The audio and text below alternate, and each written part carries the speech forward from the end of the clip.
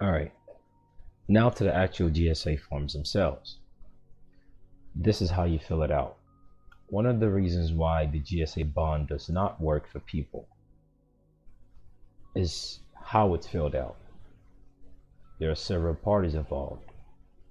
Within any given contract, since we know all this is commercial, and the spaces within the prisons are being rented, the people who have interest in it is the General Service Administration, in conjunction with a corporation called the prisons and the court system, whereby they're using the quasi-judicial jurisdiction to basically house people, and they cut the deal in the backhand among one another. What you'll be essentially doing is you'll be buying out that deal itself like you would bid for an item at an auction. That's what's going on. And when you're using a form to be turned in for that auction, you have to fill out the right parties so that in the back end they get paid and they release it, rather than keep on waiting for the time for the investment to mature, for them to cash in. Because that's the whole reason, that's the whole purpose why the acting judge, the warden, the sheriff, the governor, the president, the general service administrator, that's the whole reason why they're all in it. They're using the security interest in that social security number and that birth certificate as a collateral for their gamble and their bond. And once it matures, they cash in every 90 days. Every 90 days, it's a time period that the bonds mature. So what you do is you simply buy it out. Another reason why it does not work for many people is since the bond matures every 90 days, which is every quarter, which is when they open and close their books, that is when they make a determination as to whether they're going to accept it. You're going to pay them out by giving them this bond, which is a negotiable instrument, which is a fungible instrument, in place of them waiting for their insurance policies and the stock attached to that social security and that birth certificate that they're bidding against, by holding that man or woman, that living man or woman, as surety in that jail. Instead of them waiting for that bond to mature, you're just paying them out. And the good part is the amount that you're going to be paying them is close to infinite. Meaning if they're making $100,000 every 90 days for having that man or woman locked up, you give them the opportunity to make as much as they want. And that is the incentive. Now, the downside to that incentive is since you're giving them all this money by creating, because the GSA bonds themselves, the forms themselves, is no different than having a blank check and you writing whatever it is you want. And because you're giving them a blank check, they're going to take it and use it whenever they want. Or they're going to take it or cash it and still keep them in there. But the good part is you have infinite amount of check to access to freedom. That's the least path of resistance. And that goes along the line of why it doesn't work. Because if you do the financial level, you must entertain the judicial level. If you're looking to use a GSA alone by itself, you're not putting in judicial notice. You're not doing basic things that we've spoken about that everyone has available to them on YouTube, which is the affirmative defense, the constitutional challenge, and all those things. If you're not doing those things, you're letting them know that you can't hold them liable. Like I always say, liability compels performance. And when you show that you can hold them liable, that is when they're going to perform. But the GSAs, all you're just doing is giving them money on the back end, saying, hey, I'll give you this amount, free this man or woman. But at the end of the day, they can still take the money and do nothing. So the way you compel them is to deal with it on a judicial level. Now that's regarding freeing people from jail. And by the way, this form I'm about to show you is the one that was used successfully. And after it was used successfully, what they did was they just removed the whole docket itself. It was as though it never existed in the first place. When you give them a call, they tell you, oh yeah, we see the case was open and so, but we don't have it in our docket. And they will transfer you, or at least what I did was I asked them to transfer me to the legal counsel. So each case has an attorney under it, and the attorney has the lead counsel, meaning they have a list of different attorneys on it. The same case, that they're all being paid, and ask for the lead attorney and speak to them. And the lead attorney will let you know the reason why they took it off the docket. The clerk would not be able to tell you, but the leading attorney would. Ask them. Ask them as though they know exactly what this is, because they do. Ask them, did you receive my General Service Administration bonds, so and so? They'll let you know what's going on.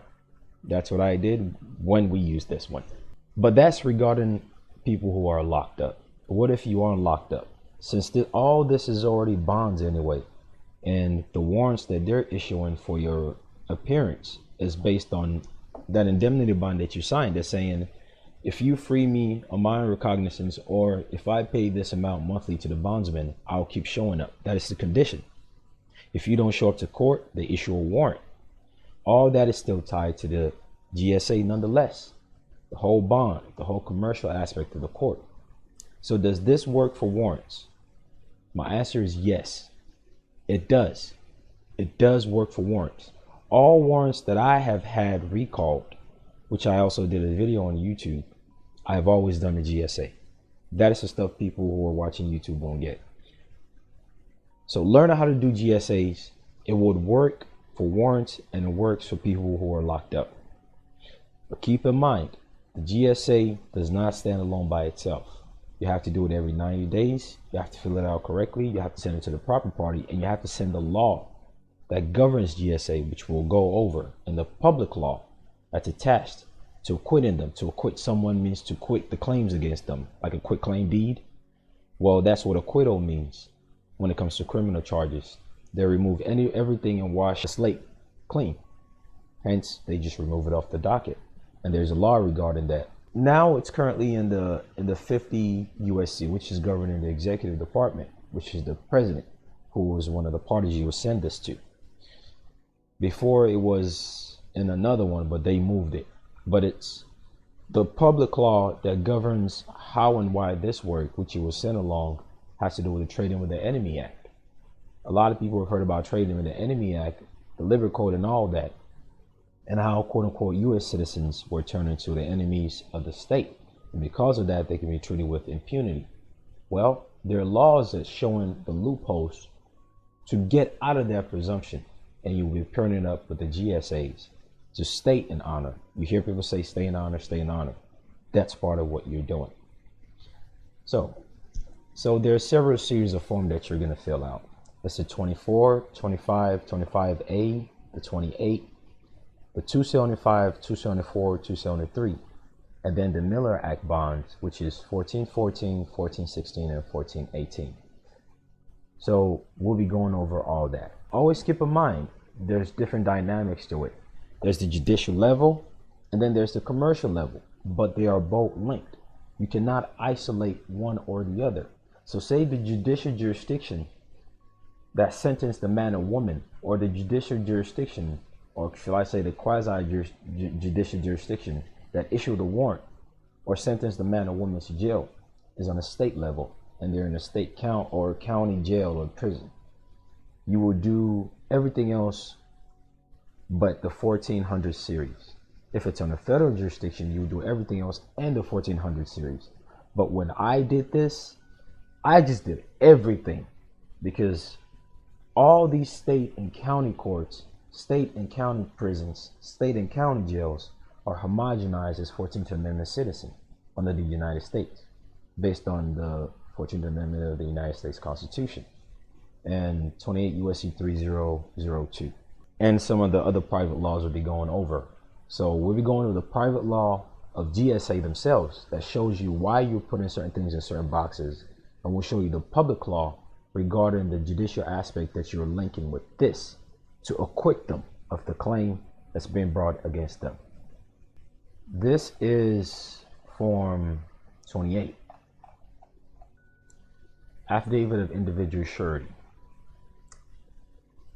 At the beginning, it gives you regarding Paper Reduction Act and the fact that this bond has been compacted in a way whereby it eats up less paper, which is The bonds are papers, literally. That's the limit of its value. It's a piece of paper. But when you add certain security interests into it, by way of reference of certain numbers like the Social Security and Certificate of Live Birth, which will show you where to put it, it gives a monetary value because that is the CAFR accounts, CAFR, Comprehensive Annual Financial Report. That is the one that we went over at the beginning, the first part of the GSA, about how the Secretary of the Labor, Department of Labor, rents out the amount to the United States. The CAFR account, the Comprehensive Annual Financial Report, is where they link that amount from. And that is what you use the Certificate of Live Birth or the birth certificate. It doesn't matter. You can use either. You can use the Certificate of Live Birth. You can use the birth certificate. But whatever the county address is, who keeps the live birth or the birth certificate is what you put here. And then the state of incorporation, you put whatever state the birth certificate was created at, and then you put the number of the birth certificate up there. Surety. The surety will be the first, last. The surety is always going to be first, last, because this is the one that you're using as a proper placeholder for that flesh and blood. And then the address will be the depository company, the people that are cash monitoring the stock. Bid date, again, will be the date that the case started. Invitation number will be the case number, which is the bank account number that they will access to add the amounts and make this reflect on the record based on the other stuff that you add. For the conditions you can on real property, the lien that they have against you is through the court case. The lien they have against you, the social security number, the fact that you added the other bonds, and the 50 USC 4305. But just to keep things simple, just put the case number. The principal is last first. The address of the principal is the county where the birth certificate sits. The contract agency will be the name of the courthouse. Whatever courthouse, municipal court, the district court, of whatever it is. The state of incorporation will be whatever state the birth certificate was created at, or whatever the county is, whatever in the state that the birth certificate was created at. But the name, the number, the color of live birth or birth certificate, whichever one you're using, it's fine. That's form 273. Now this is a front and back form. So when you fill it out, it has to be front and back. It cannot be two separate pages, because it lets you know. It says here, back. If you print form 270 series, you print page 1 on one page and page 2 on another page, that will affect the outcome, because the machine that they're going to run, because this is going to be printed on bond paper, by the way. This is not going to be printed on regular paper. It's going to be printed on bond paper, because the machine that they're going to run the bond paper through would scan it front and back. And it's very specific. So you have, when you print it out, you have to print out front and back. Keep that in mind. It's another subtle time authorities. You hear a lot of people speak about, since the Labor Code, we've been in maritime law, we've been under military jurisdiction, maritime law, this and that. Well, there are laws that govern that and how you can have your way out, because everyone is being treated like an enemy. That's why the presumption of guilt exists before innocence. Section 102, Section 5B1, with the Trading with the Enemy Act, agreement to be executed and submitted with the bonds before making a final determination on the bond. The contracting office is the General Services Administration, and they're letting you know that it's important for you to put the reinsurance agreement, which we went over, along with everything else. So read the rest of this. It tells you all the details in each form, the individual surety, all of that. It gives you the link to it. This is the stuff that people fail to miss. And when you remember the first part that we did, when you call them up and you start talking to them, reading this will give you a very good idea of how the conversation will go from the county, which we will go over for use. And then the Social Security number is created as an assurance. So the GSA, the General Services Administration, the Federal Bureau of Prisons are agencies of the United States. Now, of course, there are two main jurisdictions when it comes to prisons. That's federal prisons, state prisons.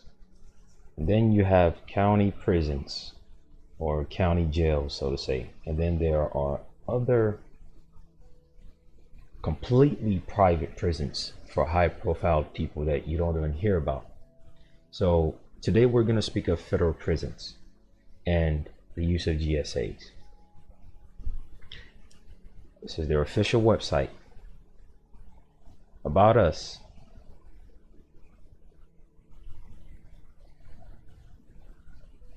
Let you know who they are. Let you know when they were established. 1930. Then let's go to locations, list of our facilities. It lists the cities in alphabetical order based in the states. For instance, Chicago MCC, Chicago RM, this is Illinois. Then you see Miami FCI, Miami FEC, that's Florida, Memphis, Tennessee, all these places. So what you need to do if you know you have a loved one or someone you're intending to assist is, in a federal prison that is go to their websites or find out which location, the federal prison, that man or woman is located at. Once you get the list here, you then cross-reference it with the interest of the GSA. And the way you do that is you call up the GSA personal property management phone number, or just call the 800 number and ask them for the number of the office of the director, and simply ask them that you have an interest in a bond, a GSA bond or contracting bond, and the location of the housing location is whatever one of these are once you figured it out. And then ask them, did they have, remember we went over the fact that they have different contracting interest in building some of these structures. All you have to do is simply ask them if they had any type of contract or provide any type of service or lease any space out within, say for instance, it's Anderson right here, this first one, right? This is where the subject is that you're intending to use the GSA, right? They give you the address, right? It's for female offenders. It's in West Virginia. Give them this address and ask them if they lease any space in there, if they had any interest in constructing that building. Remember, this is a federal building, Federal Bureau of Prison, which is an agency of the United States. And so is General Service Administration, whose forms and bonds you'll be using. If they say yes, that right there is all you need. No need to linger about. Just drop the phone, say thank you, have a good day. And what that yes does for you is it allows you to understand your probability is high, because not all federal buildings are awarded contracts with the GSA. Or shall I say, the GSA aren't awarded contract with all federal buildings. There are other private contractors that build it. And if you are the one who spent, just think of it from a very simple thing with real estate investors.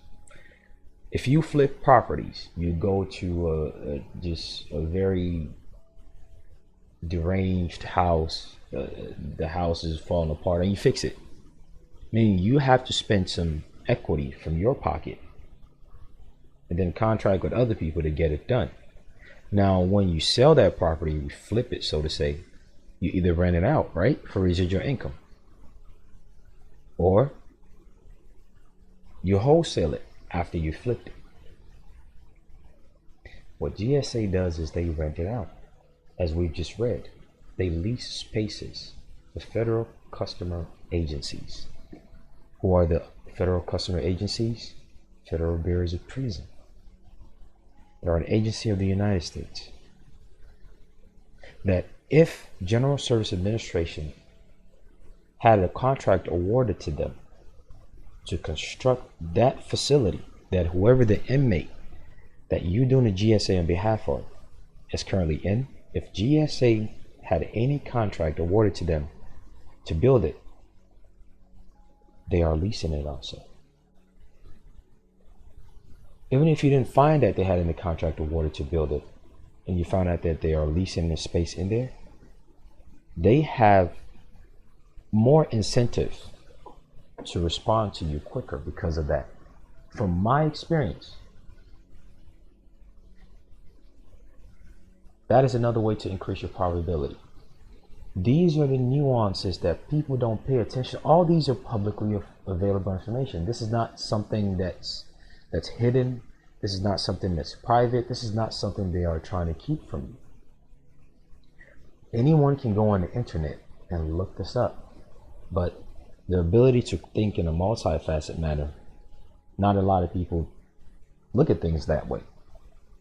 But if you've ever been in a real deep situation and you had no choice but to use your brain a certain way, things like these reveal themselves. And I'm sharing that with you in good faith that hopefully you can use this to assist someone. You hear a lot of people going and rambling about it doesn't work. Besides the fact that it's a gift and they do it at their discretion, these other nuances shows interest as to why they will perform. Remember 31 USC 3113 says when it's in the interest of the government. What does that interest of the government means? This is what it means. We'll go over 31 USC 3113, which basically delineates GSA or any type of monies that you're giving to anyone voluntarily as gifts. And they do it when it's in their interest. What does being in their interest mean? We just went over it. If they are a contractor to building that building and they're leasing it out, and you have someone that's housed in there. Remember, the Federal Bureau of Prison categorized inmates as being housed. They clothe them, they feed them. And GSA, if for whatever reason they leased that space to one of their, as we read on the GSA, official GSA website, if they lease that building that they have interest to a federal customer agency, such as Federal Bureau of Prisons, who have different locations across the state, holding that man or woman that you're intended to free, then that is the interest that they have that will compel them or give them the incentive to prioritize utilizing that and removing that surety status against that supposed inmate. Now let's go to the next one. Now, when you look at that birth certificate, it says nothing about the United States. It talks about the county. Now, we know the states are also 14th Amendment citizens, because without the individual states, there will be no United States. The United States was meant to be a corporation in the first place. The 14th Amendment was created during the Reconstruction era as a medium to be able to homogenize all these different things based on contract. And that contract that allows that loophole for the United States to be able to use that birth certificate is within 74th Congress, Session 1, Chapter 531, passed on August 14th, 1935, 2 years after that bankruptcy in 1933 that everyone speaks about. Grants to states for old age assistance. Now it's in Title 5, not Title 1. But when you begin to speak of grants, which we'll later speak about here too, regarding how you can get your grants based on your contracts, because there's a lot of monies out here that are lying in the pockets of these people, but are meant to go to you. But that's another subject matter. But there are other grants. Remember, grants are contract, meaning someone is giving something out and another party is receiving it. And that thing that's being given out as a grant is the sweat equity of people. So much tax is being paid that there's so much left over that it has to be turned to grants to go back to the people or to go back to the respective states for public benefit. Hence, grants to state for old age assistance. Are you following? Everything adds up together. And within that principle of recycling sweat equity, they found a loophole to effectively enslave you rather than use it for your benefit. Title 5, grants to state for maternal and child welfare. This right here was the origin of the loophole. They kind of placed that contract in between the welfare of the child and the mother, meaning that birth certificate, when it's created from birth, they have interest in it based on contracts of grants. For one to really get this, one must read between the lines and really see the nuance of how all this adds up. Remember, we're talking about the GSA bonds being used to release people from jail. In order for that GSA bonds to work, you have to add information of whoever that inmate is. All those birth certificate and all those social security stuff, you have to add it into that bond. For you to know why you're adding it into that bond beyond speculation or beyond what someone has just said somewhere that sounded good. You are being shown why and how it works. A lot of us are loosely aware of the fact that since birth, they put this on you and your mother is the informant. And so, okay, good. That is one degree of knowledge. Now let's move on. Let's show you the laws as to why that is and how it applies to how you can use it to free yourself and others. Title 5, grants to state for maternal and child welfare. Remember, states also includes United States. Keep that in mind. So when you see this word state, it's not merely referring to Missouri, New York, Florida. No, because those conglomerate of states makes up the United States. So this is referring to United States. Part 1, maternal and child health service. But this is not the part we're looking for.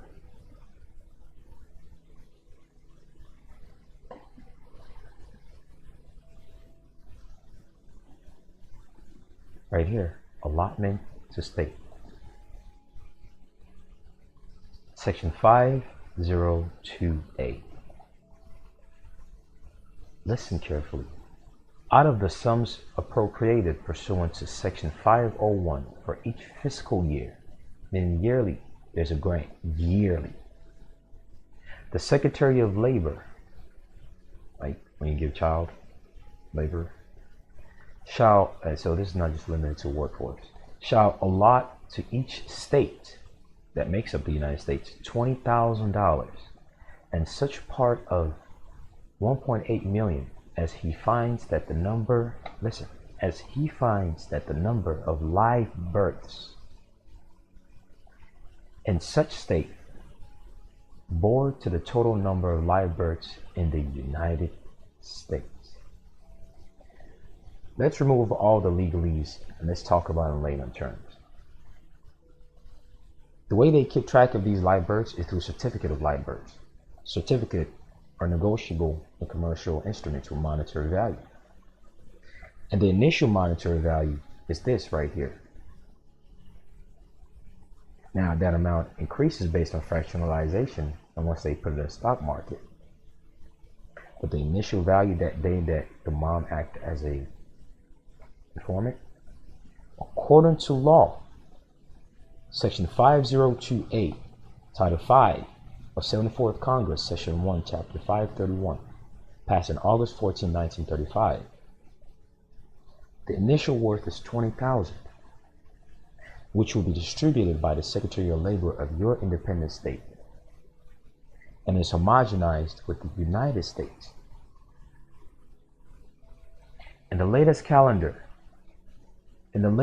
year for which the Bureau of the Census has available statistics. So now they add that to record. Okay, this is the head count of the energy unit that we're making money of. Are you getting it? Are you following?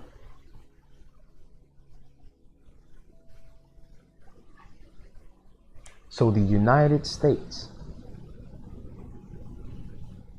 the Secretary of Labor,